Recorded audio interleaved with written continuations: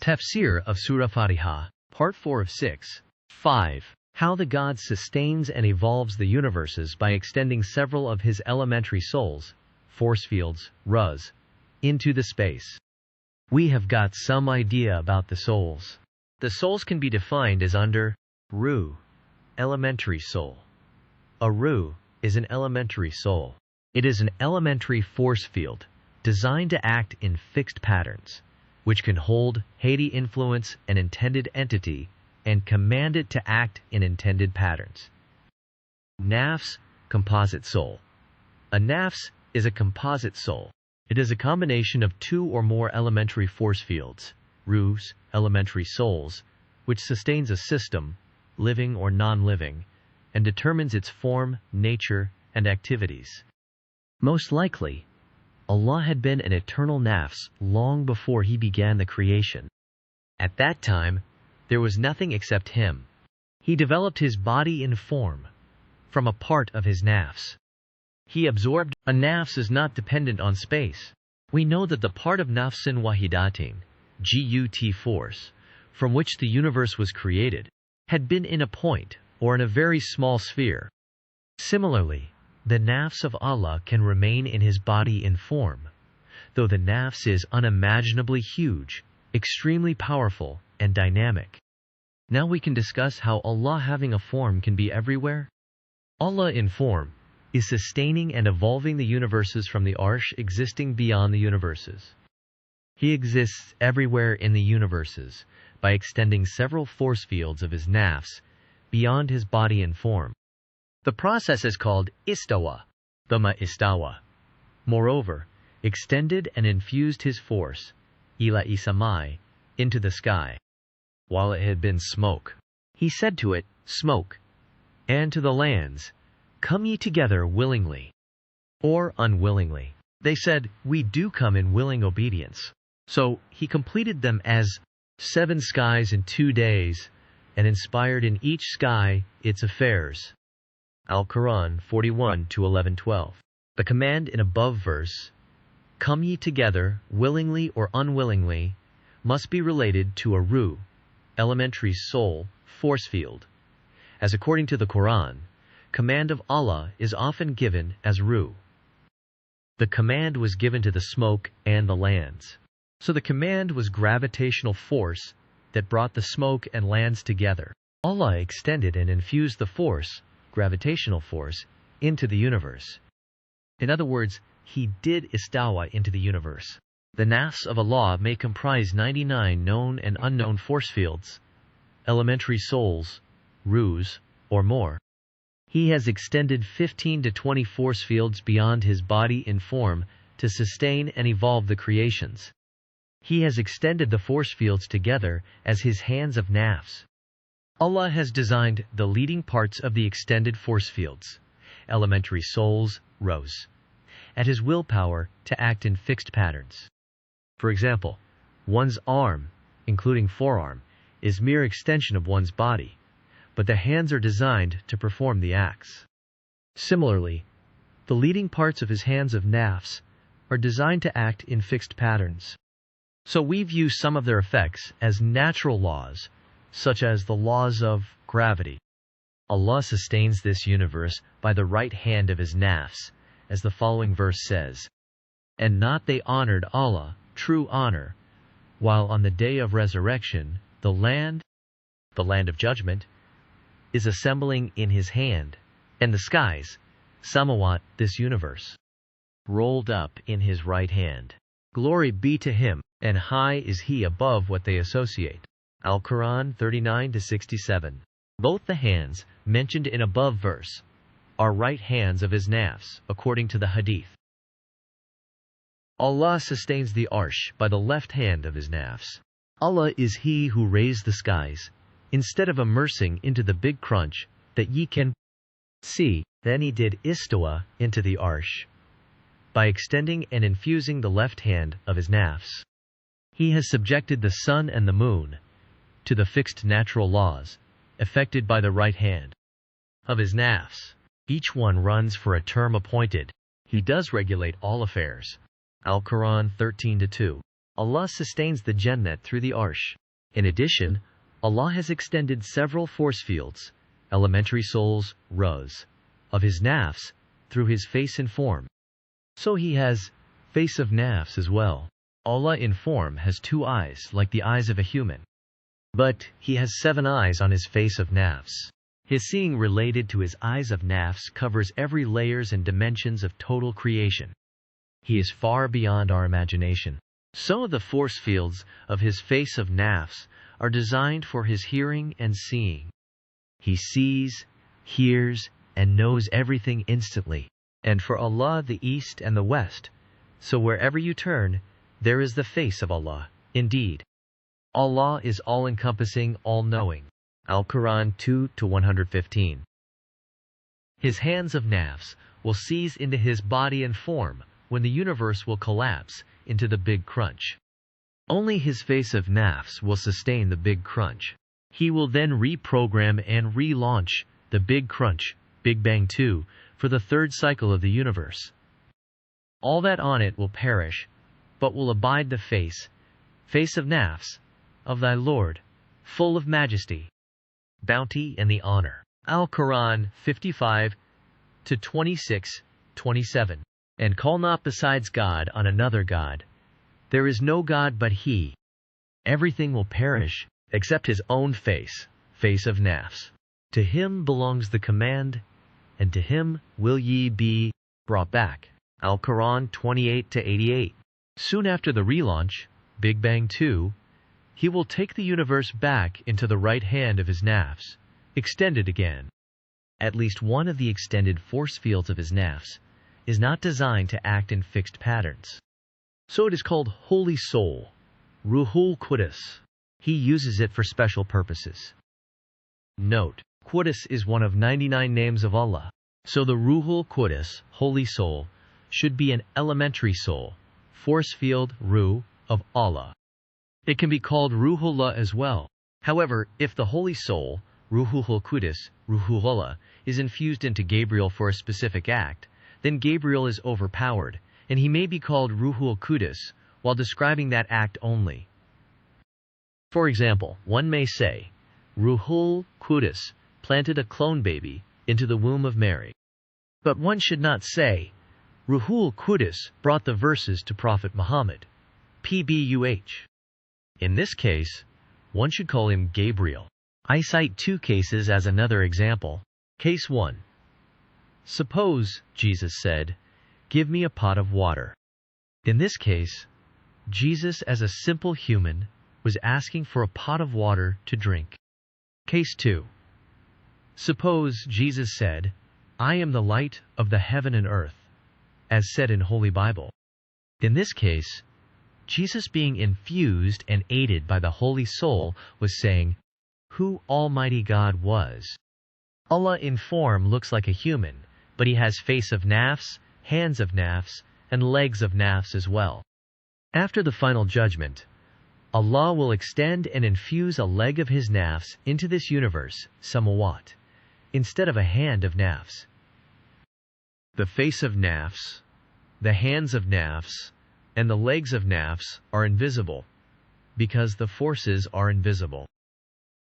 Therefore, istawa is the process through which Allah has extended several force fields, elementary souls, ruhs, of His nafs beyond His body in form, and infused parts of the extended force fields into the universes to sustain and evolve the creations. The infused parts of His force fields are designed to act in fixed patterns. We view some of their effects as some of the natural laws. His nafs is unimaginably huge, extremely powerful, highly organized, and immensely dynamic. He can sustain and control everything, from the smallest fundamental particles to the giant universes. He is the Creator Supreme. He sees everything, hears everything, and knows everything. 6. Practical examples of the extended elementary souls, force fields, ruhs, of God. The nafs, main composite soul of Allah, which permeates His body and form, may comprise many force fields, elementary souls, ruhs, but his hands of nafs comprise extended parts of several force fields only. I think 15 to 20 force fields together form the hands of his nafs, which sustain and evolve the universes.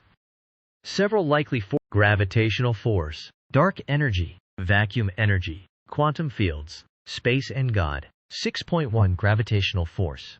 The activities that are done by gravitational force are mentioned in the Quran as the activities of Allah, such as Allah holds the flying birds, He rotates the earth, He moves the stars, He sustains the universe, etc.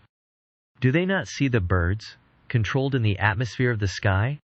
None holds them, except Allah. Most surely, there are signs in this for a people who believe. Al-Quran 16-79. Do they not observe the birds above them, spreading their wings and folding them in? None holds them except Most Gracious. Truly, it is He that watches over all things. Al-Quran 67-19. A bird flies in the air by spreading and folding its wings. But it would be weightless and off-balanced if it were not held by gravity through its center of gravity, cg. The holding of birds by gravity is expressed in above verses as the act of Allah and Allah only. Allah not only holds the birds, He drives the astral objects too. The following verse talks about the act. He covers the night with the day, seeking it rapidly, and the sun and the moon and the stars controlled by His deed. Al-Quran 7:54. Allah holds the birds. He covers the night with the day, rotates the earth. He drives the astral objects, like the stars. So the gravitational force is a force of Allah. A force field in a living being, Allah, should be called soul. So the gravitational force field is an elementary soul, ruh, of his nafs, composite soul, permeating his body and The force is extended through the hands of his nafs to hold the deposits of matter in the space. The force exposes significantly through the large deposits of matter, and we find that the earth is holding the birds. Actually, it is Allah who is holding the birds through the earth. He is the sustainer. The whole universe is on the palm of His right hand, hand of nafs. A soul should act on minute-to-minute wills of its owner. But Allah has designed the leading part of the extended force field by His willpower to act in fixed patterns. So we find its acts as fixed natural laws, laws of gravity. But He is always in control. According to the following verse, Allah extended and infused the gravitational force field into the single sky universe of the preceding cycle, first cycle. Thumma istawa. Moreover, extended and infused His force, gravitational force, into the sky, ila isamai, into the single sky universe of the first preceding cycle, while it had been smoke. Al-Quran 41-11-12. The single sky universe of the first cycle was full of smoke, hydrogen and helium mainly. After Allah had infused the gravitational force, it produced heavier elements, at least up to silicon. The heavier elements can form in the deposits of gases, such as hydrogen and helium, due to fusion reaction, driven by immense pressure and temperature resulting from gravitational contraction. The process is deliberately discussed in Section 7 of Chater 2. The heavier elements form dusts and asteroids that are called lands, ard, in the next part of the verses. He said to it, Smoke, and to the lands, dusts and asteroids, Come ye together, willingly or unwillingly. They said, We do come in willing obedience. Thus, the universe contracted rapidly, and the big bounce occurred. Al-Quran 41-11-12. On the command of, Come ye together, willingly or unwillingly, the universe began contracting rapidly. Due to extreme pressure and temperature of contraction, the universe restarted expansion from a big bounce when Allah redesigned the universe as a seven-sky universe, and the present cycle began. It is said in the next part of the verses, So, He completed them as 7 skies in 2 days.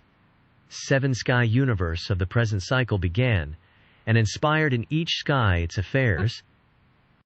And we adorned the sky of the earth with lights and with guard. Such is the decree of the exalted in might, full of knowledge. Al-Quran 41 to 11-12. The same description is given in the following verse as well.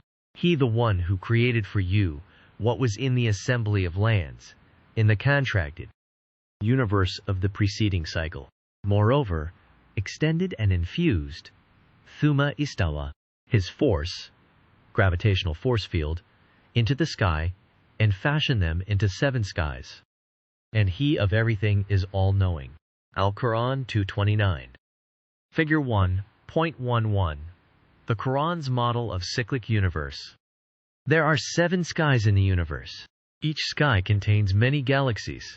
The skies are formed by the distribution of matter. The distribution of matter has waved the space as 7 skies.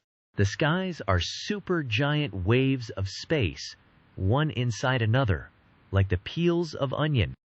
The space, though waved, is continuous. The skies are deliberately discussed in section 7 of chapter 2. So the gravitational force is not from nafsin wahidatin. It is an elementary soul, force field, ruh, of Allah, which He has extended, designed, and infused into the universes through His hands of nafs. 6.2 Dark energy. In 1990s, the scientists of 1A Supernova Cosmological Project and High-Z Search Team discovered that the rate of expansion of the universe was accelerating over time rather than slowing down. Thus, the vacuum appears to have an energy density, which is called dark energy. The dark matter is known by its likely gravitational effect on the matter, and the particles with which it may be made of have measurable evidence of its existence. By contrast, the dark energy remains in complete mystery.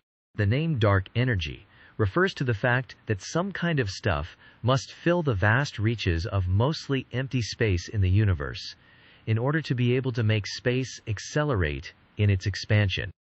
In this sense, the dark energy is like a magnetic field working as a repulsive force to accelerate the expansion of the universe.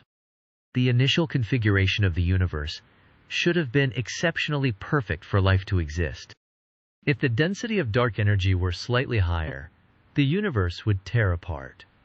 If it were lower, the universe would collapse into singularity long before any form of life had the opportunity to develop. The Quran says that Allah created the sky with hand of nafs, and He is for the expanders. And the sky, we constructed it with hand, by Aden, and me for expanders. Al-Quran 51-47. In above verse, by Aden simply means with hand, but the word is normally translated with different words to match the common understanding. The above verse is talking about the hand of His nafs, with which the sky, universe, is constructed. And He says, me for expanders. So the dark energy should be a force field, elementary soul, ruh, of His nafs, which He has extended through His hand of nafs to expand the universe. It may be mentioned that the whole universe is in the right hand of His nafs. So the hands of His nafs comprise the dark energy, and He knows how fast the universe should expand. 6.3 Vacuum energy. Scientists predict the presence of vacuum energy in the space. Vacuum energy is an underlying background energy that exists in space throughout the entire universe. Wikipedia, the free encyclopedia. The vacuum energy is highly intense, 10,113 joules per cubic meter, but it is zero in our dimension. It may be the light of Allah, which permeates the entire universe. Allah is the light of the skies and lands, samawat wal ard, this universe. Al-Quran 24:35. So the hands of His nafs comprise the force field, elementary soul, ruh, holding the light, vacuum energy. The space is constructed with the force fields of His hand of nafs. If the fluctuations in the fields give rise to the vacuum energy, it is his energy. However, his energy cannot bleed through his hand. He provides by breathing out. He provided nafsin wahidatin, from which everything has been created. 6.4 Quantum fields. His hands of nafs do not comprise only vacuum energy, force of expansion, dark energy, and force of contraction, gravitational force. It comprises other force fields as well, discussed below. The experiment carried out by Alain Aspect and his team in 1982 provides strong evidence that even at great distances, the entangled subatomic particles remain connected to one another. If two subatomic particles are emitted from the same source, one influences the other instantly, whatever is the distance. So the modern quantum mechanics suggests that the universe is not made of separate elements, but it is an unbroken singular entity. In the standard model of particle physics, the masses of all particles are generated as a result of their interactions with a field, detected by CERN's Large Hadron Collider. The Higgs particle, a very unstable particle, gain mass from the field and produce other particles.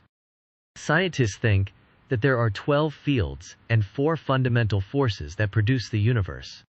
The fields are like fluids filling the universe. The associated particles of the fields gain mass from the fields and produce subatomic particles.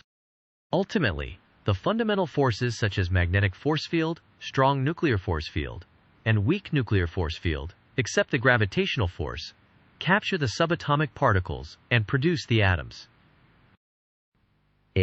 Electron. Electron neutrino, up quark, down quark. Muon.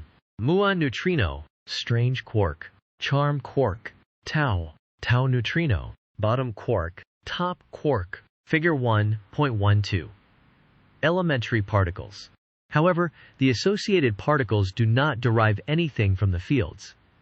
They gain mass due to their movements through the fields and produce other particles.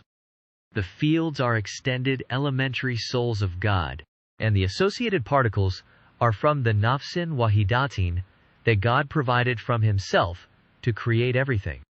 Thus, one should not mix up a creation with God.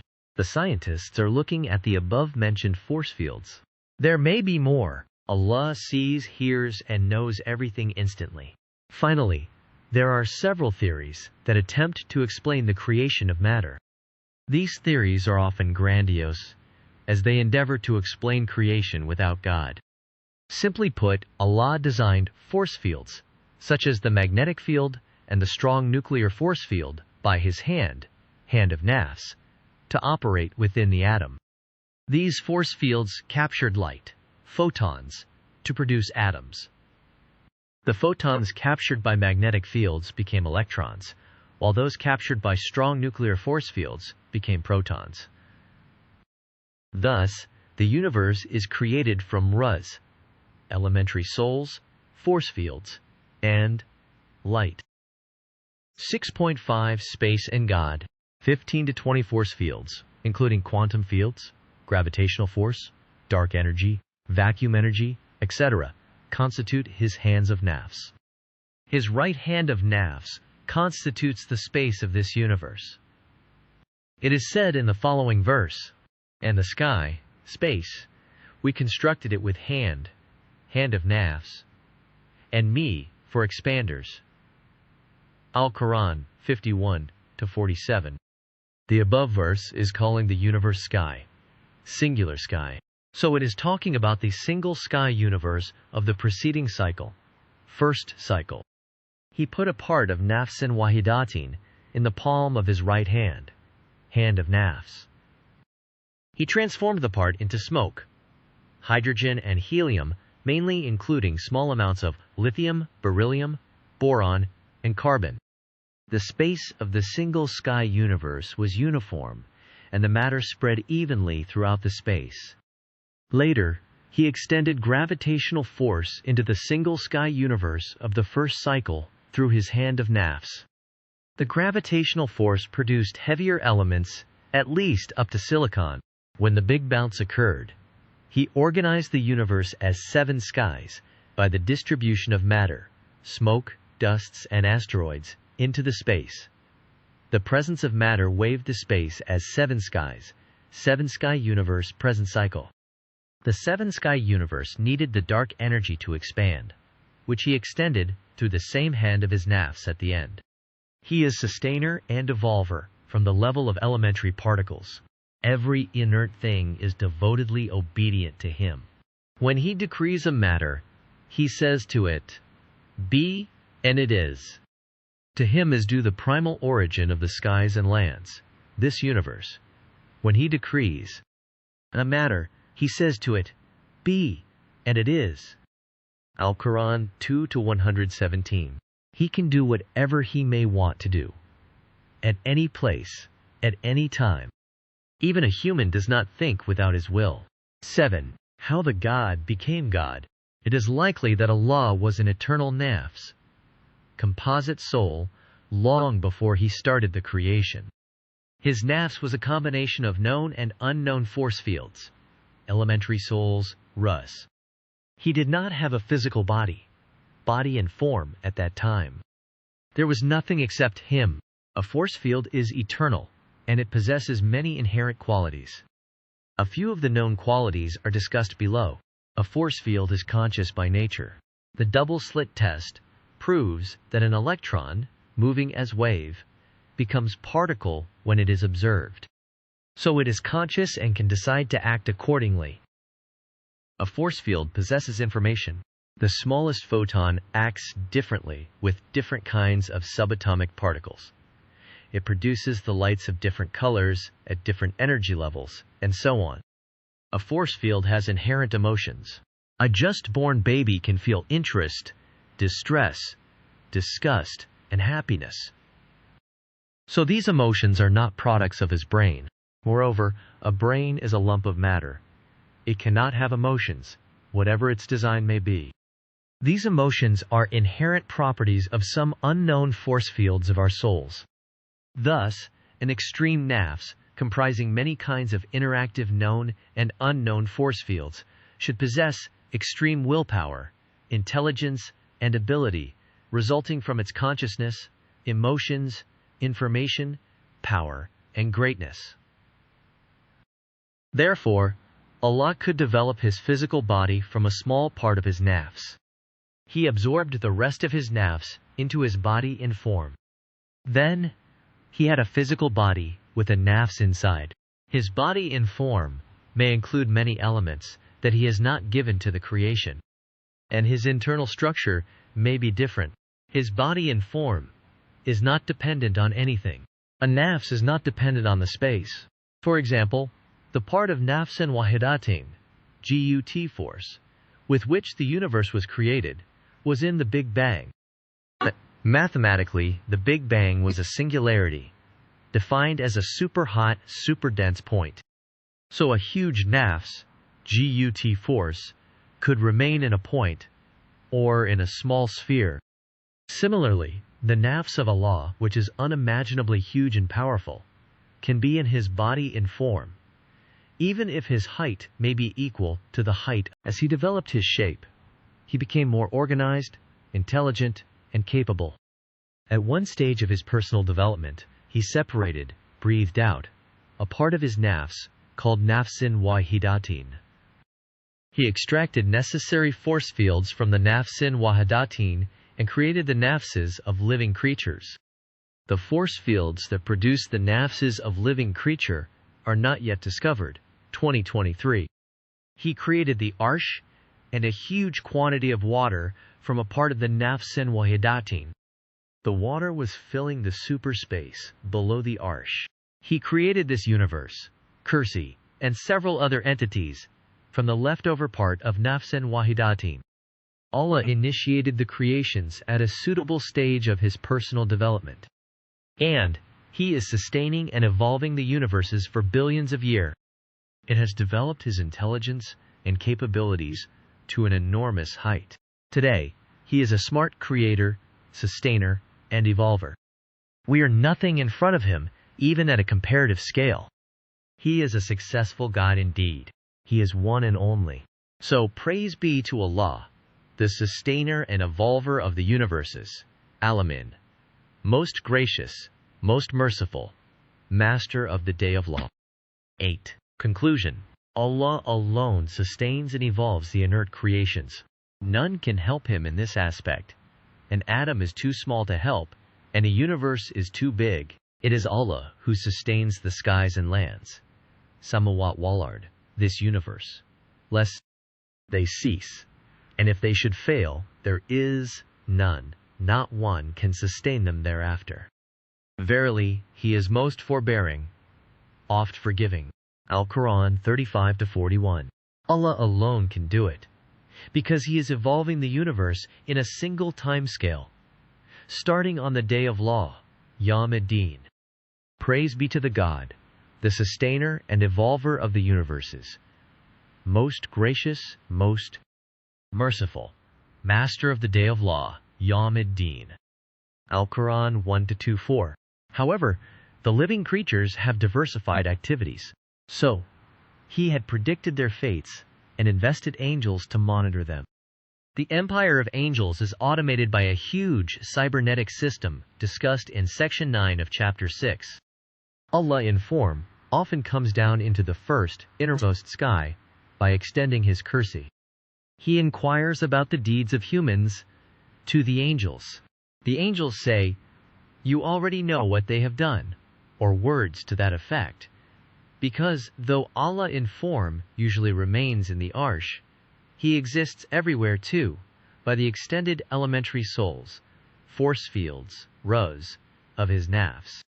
He sees, hears, and knows everything instantly. Nothing can happen without His permission.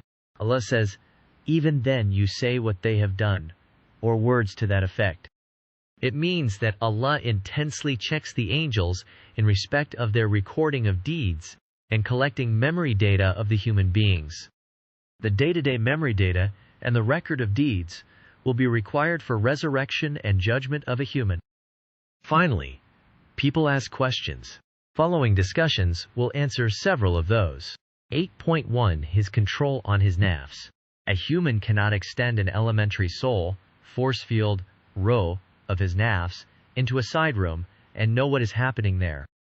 But Allah has extended several elementary souls, force fields, ruhs, of His nafs to sustain and evolve the creations. He sees, hears, and knows everything. He says be, and it is. So Allah has immense control on His nafs. Otherwise He could not extend the elementary souls, force fields, ruhs, beyond His body in form. Allah in form lives in a special domain of the Arsh. He cannot be approached due to His extreme light and power. The universes are very big, and the extended elementary souls, force fields, ruhs, of His nafs are thrusting with extreme powers to sustain and evolve the creations. At present, Allah in form comes out of His domain by extending His kursi that provides protection to the near creations to some extent. He comes to some special objects of this universe and takes the reports from the angels. But the kursi has limitations. Even its highest degree of protection cannot protect a normal object like the earth. The hill of Moses was burned. However, Allah is so powerful that He can retract the extended elementary souls, force fields, ruhs, of His nafs into His body and form. On the day of judgment, the universes will be contracted. So, His extended elementary souls will largely be retracted into His body and form. So He, in form, will be according to the hadith, on the day of judgment. At first, He will come on the land of judgment as a normal human being. But humans will not recognize Him as God. Then He will return and will come back ceremonially. He will come back after the marshalling of angels, jinns, and humans. Allah does not need to remain concentrated on the universe to control the objects. He has designed His extended elementary souls, force fields, ruhs, to act in fixed patterns, viewed as some of the natural laws. And the inert creations are configured to act in desired patterns, viewed as rest of the natural laws. He fixed the natural laws and set the initial configuration of the universe on the day of law. Praise be to the God, the sustainer and evolver of the universes, most gracious, most merciful, master of the day of law, Yawm ad-Din. Al-Quran 1-2-4. As the natural laws and the initial configuration of the universe were fixed, the evolution of the universe got fixed. Allah sustains and monitors mainly. 8.2 Absolute creation and annihilation. Allah exists forever. He was never created. He separated a part of his nafsin wahidatin, and transformed it into creation. So he created by transformation. Absolute creation is not possible for him. It is a positive quality of Allah. Nothing can be annihilated as well. A thing can be transformed only. Absolute annihilation is not possible, even for Allah. If Allah destroys an entity absolutely, the ultimate products will be with him. It is a positive quality of Allah. According to the Hadith, Allah cannot send a thing beyond His creation. There is no space beyond His creation where He could push a thing out. If it were tried hard, the thing would return to its originality and would still be with Him. It is a positive quality of Allah. We are humans. We take birth. We view creation as the way of coming into reality. Though we are repeatedly told that Allah was never created or He did not take birth, a question remains in the deep of our hearts. Is it true? We cannot perceive the reality. Allah is eternal. The creations have beginnings and ends relating to the transformations. 8.3. Believe the Quran only. Finally, a human's knowledge is limited, and his mind cannot perceive the greatness of Allah. So believe what are clearly taught in the Quran. Say, He is God, the one and only. God, the eternal, absolute. He begetteth not, nor is He begotten, and there is none like unto Him.